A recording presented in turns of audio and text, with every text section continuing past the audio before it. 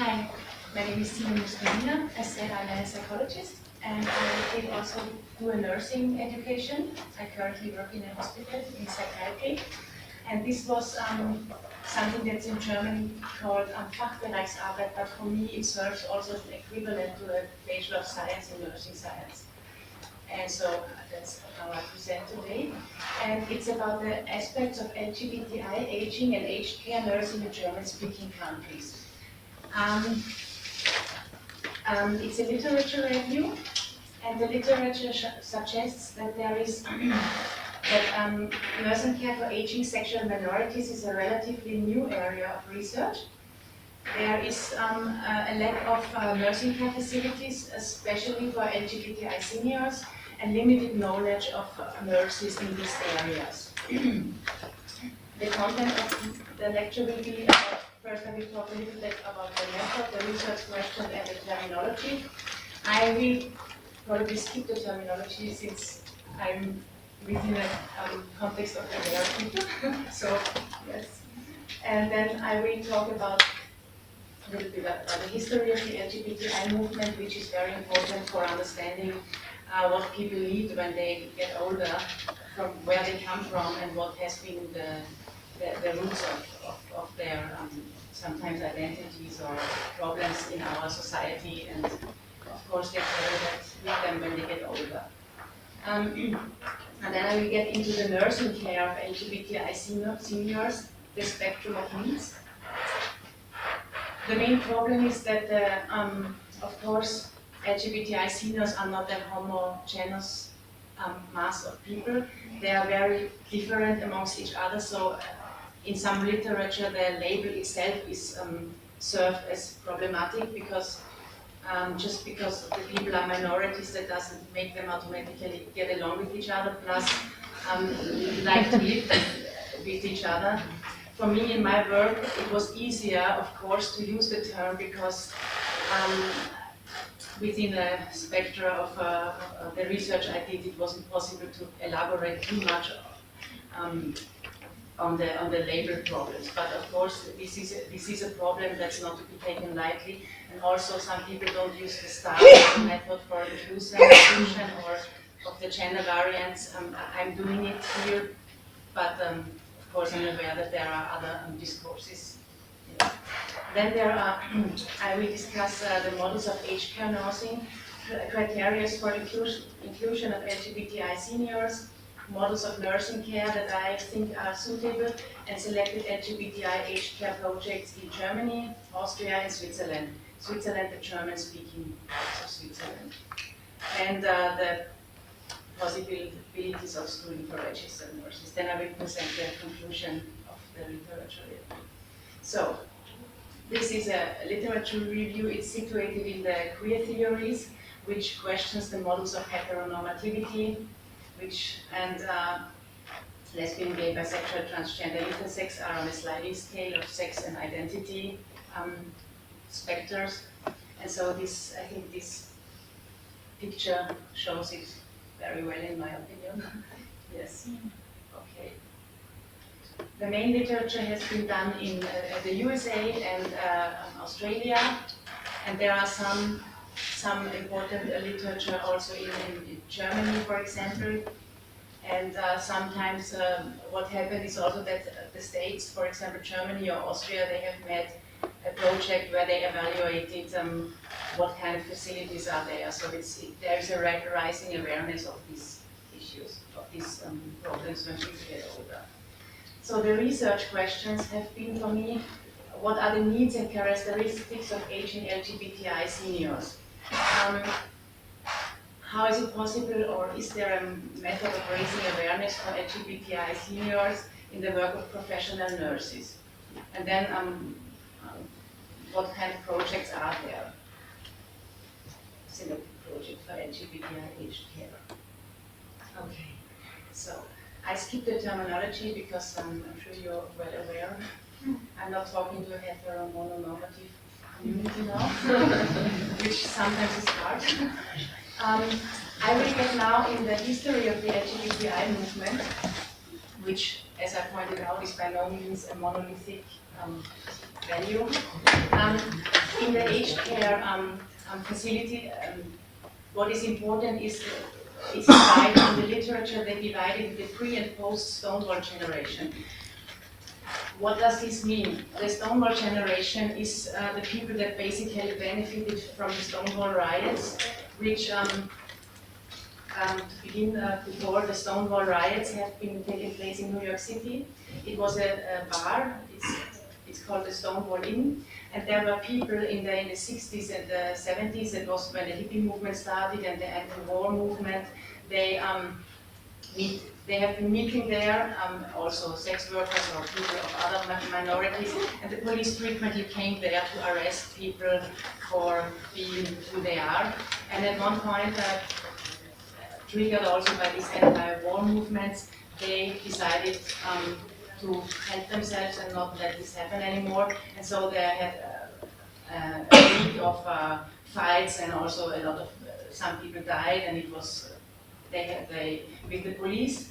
And this marked a difference in the shifts of the paradigms, because there were a lot of people becoming allies then for the movement, and in the long run, in the 70s, I think, the ICD, the International Classification for Disorders, deleted at least the LGB from their catalogue of disorders. Transgender and intersex is yet a capital that's to explore, and that's difficult still because of the pathologization. They face the same issues basically as they have been facing before. Why is this important? Because the people who get old now, most often are the ones who have are before the Stonewall generation, which means they had to live in secrecy. They are within a framework of pathology and punishment. As an Austrian, I don't need to mention the Holocaust, for example, where people have been put in concentration camps. Later, after this horrible situation was over, they have been pathologized by psychiatrists, psychologists, and the medicine people, who basically put them in psychiatric institutions and told them to get normal again. And yeah, this was a crime. It was until the 70s in Germany and Austria. I think before the end of 70s, it was a crime to be gay. In Switzerland, in the 40s, they have been a little bit more progressive, at least in this regard. There it was, I think at 43, it was not a crime anymore to be lesbian, gay. Yes, they have been a little more progressive. So what happened is that they have developed secret codes to communicate with each other, like we have all in the minorities. And of course, if you have this discourse of being put in a facility against your will and then postponed to treatments, it doesn't feel nice to be old and then have the need probably to go in an aging home, in a senior care facility. And for people, sometimes this really can trigger stress. And so even if the older, the pre-Stonewall generation, even if they were more open in their lives, they go back in the closet because they feel, first of all, it's a feeling in themselves, they get institutionalized again. And second of all, because of the lack of LGBTI nursing care, it is happening that they just are not, their needs are not met, and so they go back in the closet. Their partner that they have is suddenly just a close friend that comes to visit, and all of these things. And also in a nursing care home, sometimes they don't realize that the people probably want to live together for other reasons than they just are friends. Okay, this is the thing. And okay, then we have the area of gray and rainbow, which means that within the rainbow, that getting old is a minority stress factor by itself. No matter if you are in a heteronormative or in an LGBTI environment, it's not in our society. Getting old is not a good idea, so don't do it because it will only serve not for your benefit. So we have this, if you look at news on young people and whatever, and so of course it's an area of discrimination. This happens as well. Old people within the rainbow is unfortunately not a difference. So the people face multiple areas of discriminations. They are old and they are a minority. This is stress factor that also serves for psychological vulnerabilities, which of course in aged care you have to factor in, should be able to factor in. So here I try to find in the literature some aspects of general needs that I find suitable for all of the LGBTI seniors. These aspects are valid for, in my opinion, for all of them, and the literature has shown these aspects. It's the discrimination, which for people, that they need to hide, that they are only open in certain environments, or up until they basically go in an aged care facility, and that there is a that they are still hiding. I mean, of course, we face now that all the people from the pre-Stonewall generation, it is yet to develop what's happening with the people from the post-Stonewall generation that already have lived a little bit in an area or in a world where it's a little bit more open, yes, and more variety was allowed. Okay, then the social inclusion is hard because they're facing stigma. So sometimes if you put elder LGBTI people in a nursing care home where there are only heteronormative people, it's not, you know, they feel that they getting, when they can't talk about their lives like hetero people do about their families and the dogs and the wife. And sometimes the nurses also frequently ask them about their dead husband while she is a lesbian. And so these are all the things which serve as a stress. The social relationships are a little bit different than heteronormative people usually have because of the stigmas they face. Some people, or many of them, are excluded from their family because they don't, so they have learned to form families of choice. Because sometimes they are excluded and banned from their own families for being who they are, which is, of course, a big traumatic event. So they have, as a result, sometimes families of choice, which, of course, as we had this before in your discourse, can serve as a legal problem, because the legal is only heteronormative. So if you, for example, are not getting married to someone, and this person has, for example, a big surgery coming up that could decide something, you are no one, and this has to be specific included, which sometimes the people don't do because of the factor that they hide, because of the stigma and so on. This becomes it's a very bad thing.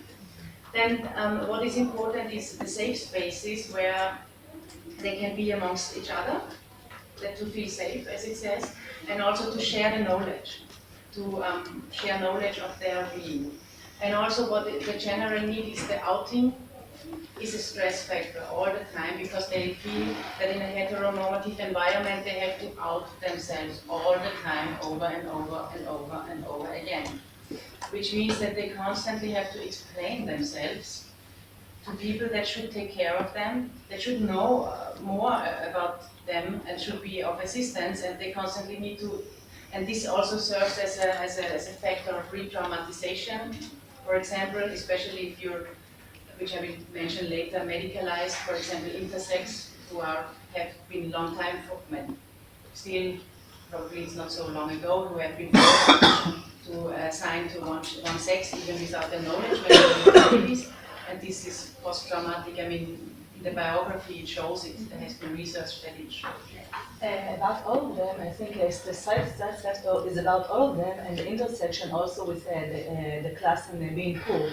Because all of this stuff usually make you have less money, so you will have less advantages. Absolutely, absolutely. That's a good point. Absolutely, yes, of course, because you're not in the benefits of the society. So what sometimes have that the people, even if they are sick or if they get old, they don't even have the means to be included in the care facilities, and that alone. If they are included in care facilities, they sometimes don't even get the right care. Because I will come to that right now. But let's skip a little bit. For example, if you have hormone treatments, when you get older, there are certain research how hormone treatments affect the body and what you have to take care of more slightly. And so if the people are not aware of this, they can't give them the proper medication or the proper care or whatever. So here are the aspects of specific needs that I filtered out in the literature I reviewed. The lesbian women, they have a tendency to provide aged care for themselves. This seems to be rooted, in my understanding, in the roots of the feminism and the women's movement, where they have learned to take care of each other and to have provided housing, and they are more used to taking care of each other and being with the support. And sometimes this also means they don't want to go in a nursing home where they have to live with males for whatever reason, because they are not used to living with males from their from the shape, from the environment they shape. Also, sometimes in the lesbian movement they see the gays. I mean, to point out that it's not all homogenic mass of people that all like each other. They think that the gay people tend to be the patriarchs in the spectrum, and so it can be also a stress factor to live in a facility where they are probably also, yeah. Okay, then for the gay people there is a tendency, yes, to have social isolation when they get older, because there is this kind of youth seems to be more extreme within the gay community. That's what the literature suggests. Of course, the kind of youth we have everywhere. It's not a thing, but you have more in Germany or in Austria. They have more facilities for elder gay people because they have the. This is the first that came out with elderly care for gay, because. Again, men basically, because they have social isolation much more often. When they get older, they get also excluded from this. Okay, the bisexuals are in the aged care sector. They are a completely invisible minority. They are basically non-existent. They either get from the environment, they get hetero. The literature suggests that they get hetero or homosexualized, depending on which partner they just show up. So the view is, yeah, it's just not, yeah. This also is probably in the mononormative, yeah. It's too much hassle for the regular people, yeah. They just need it simple, and so. This mononormative. Also the mononormative, because either this. Exactly, it can't be, yeah, exactly. That's a big factor, especially for women. This is even more. Bisexual women are more invisible. The transgender, that's a very difficult area when people get old. First of all, there is a psychological vulnerability, which is a result of social stigma. We still, even in the new DSM-4, there's still this discourse. Now they changed it into gender dysphoria. Before it was gender identity or gender distress. No, gender identity disorder. Now they changed it because they thought dysphoria sounds better than disorder. That's a great news. I was like, huh, okay, well. So, the symptom is the distress with the assigned at birth gender or sex. The treatment is the transition psychotherapy and the transition treatment. In the community there is this, I mean, it's a double sword. One time, of course, if you have a disorder, then the society and the state pays for your hormone treatment. That's the benefit, of course, the money. But on the other side, there's the whole psychological vulnerability, the fact that you first have to enter even a discourse of pathology to get your needs assigned is horrible. And it pathologizes the gender variance that people, yeah.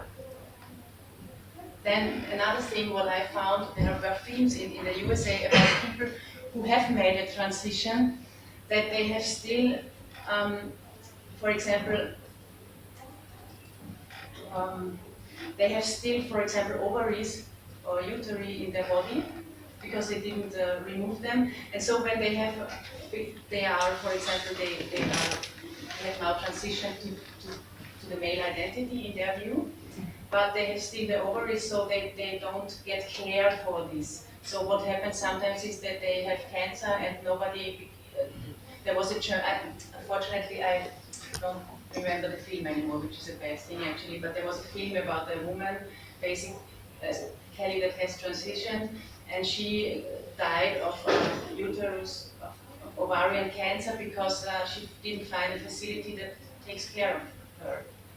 And insurance and this and that, and they wouldn't, because if she goes there, everybody would know in this area that she is, and then the doctor says, no, we don't think people like it because it's a bad reputation for him, and so it was very, very, very, very deep. And yes, this is something also that in the aged care facilities people have to consider, that there is a gender variant and also the physical things is not as simple, and so you have to take care of many things. Also, breast cancer, which is also available in men, for example, is probably an issue. Yes, you can have breast cancer also if you are a male person. There's already a tendency to assign certain things just for a certain sex gender stuff. Yeah. Okay, then intersex. The problem is that they have forced surgeries. Even they weren't aware of this even when they got older, and there have been biography narratives that resulted in the thing that the people were aware that there was something happening, they just couldn't explain it because their parents were taught not to tell their children to not harm their growing up. And the result is then a post-traumatic stress disorder when the people discover, and that this what they thought was strange in their biography, that there was something but they didn't know what it was. And when they found out this is because they were physically forced to be of a certain assigned sex. One question, to PTSD or CPTSD? Because it's about childhood, so I'm not sure.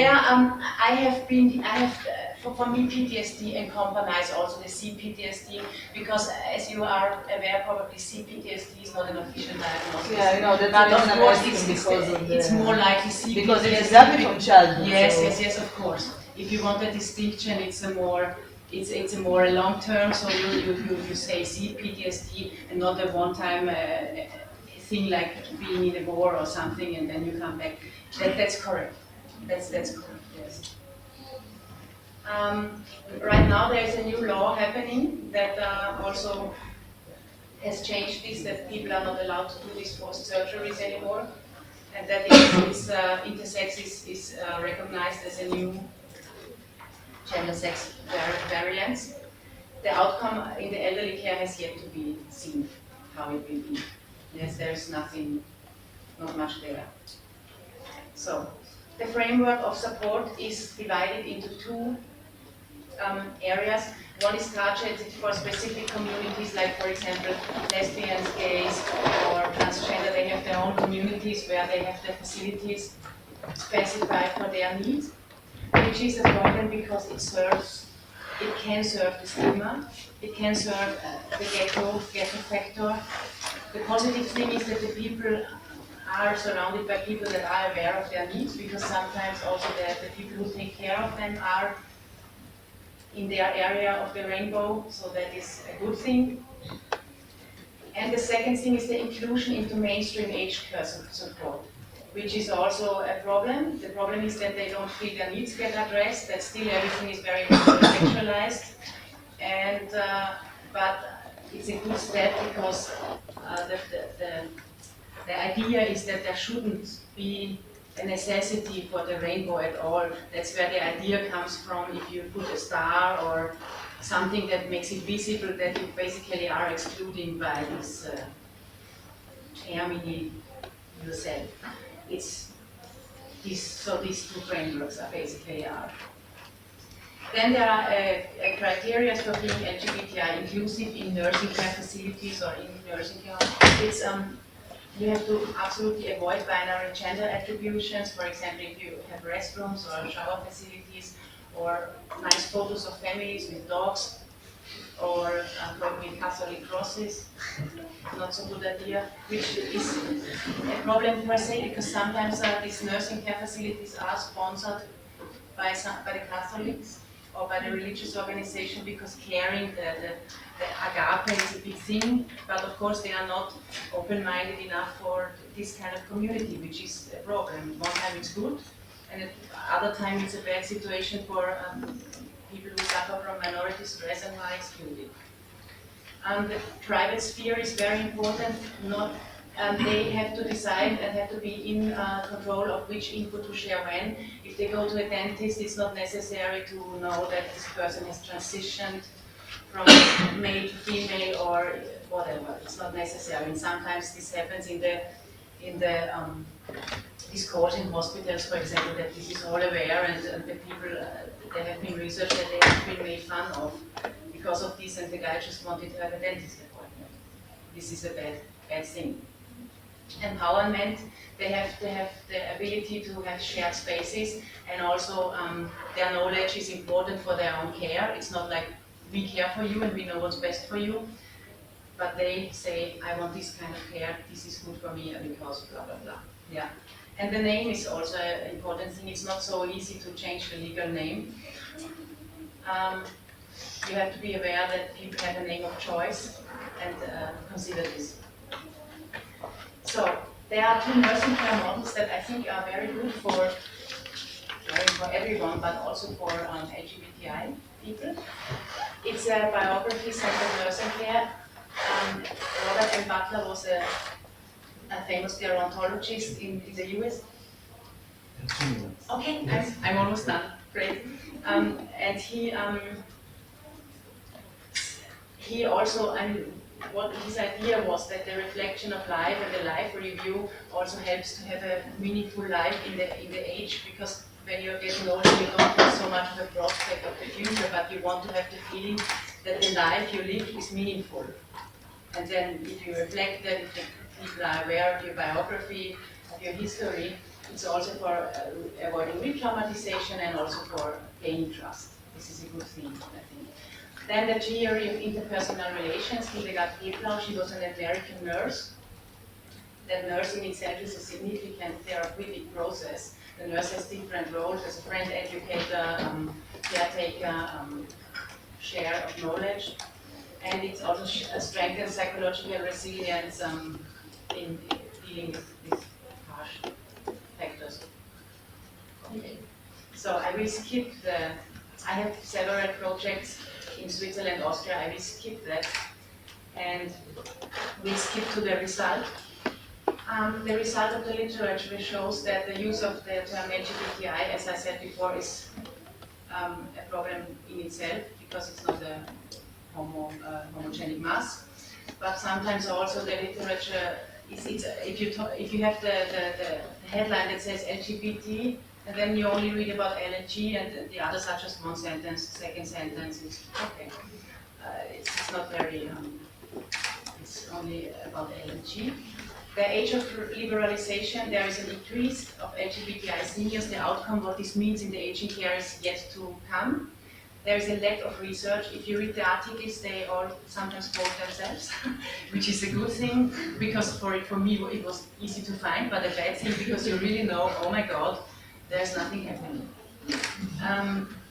Then for the nursing care itself, there's a lack of standards and protocols, which is important for ethical treatments, because you have to review what you are doing in the work. You can't just have a care and not review it with scientific research with what is right. This is the lack of protocols, and the lack of schooling programs for nurses. It's all rooted in heteronormativity.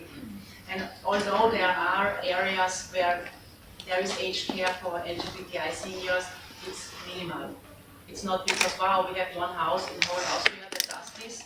That's not nothing significant. It's still a lack of everything. It's just happening now, and it gets more knowledge. And I will finish with my most favorite quote. In an expanding universe, time is on the side of the outcast. Those who once inhabited the suburbs of human contempt find that without changing their others, they eventually live in the metropolis. This was from Quentin Crisp. Okay, thank you.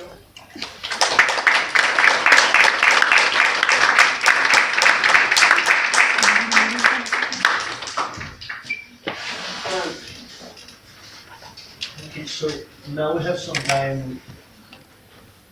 Yes, 20 minutes for some debate.